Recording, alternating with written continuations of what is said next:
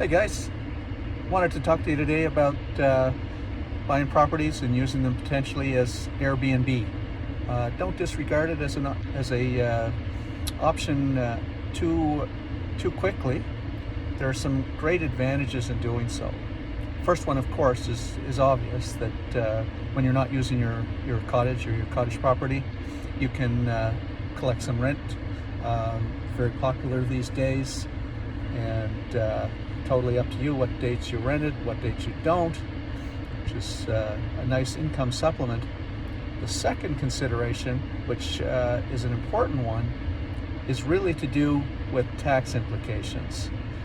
First of all, income tax implications. You can deduct from your income tax the costs of repair and maintenance, the costs of construction, depreciated and so on,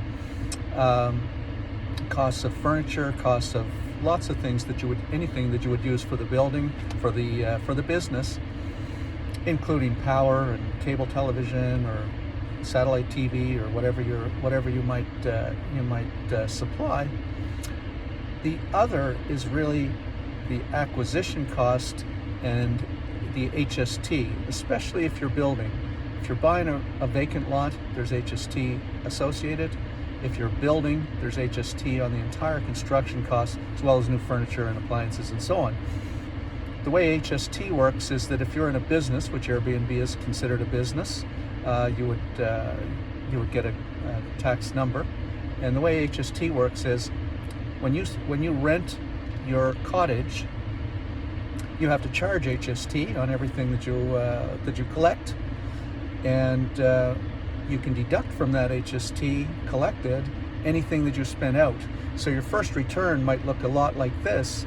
You've rented the cottage to Steve for the weekend, charged him $1,000 and collected $150 in HST. So you owe the government $150.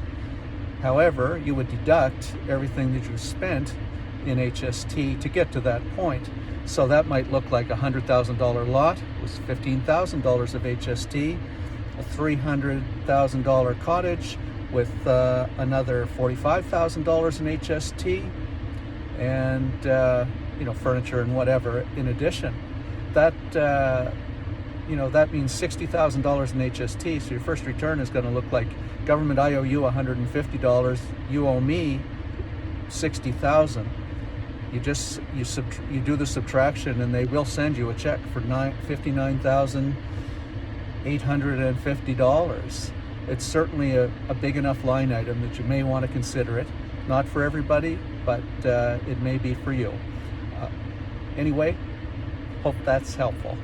Bye.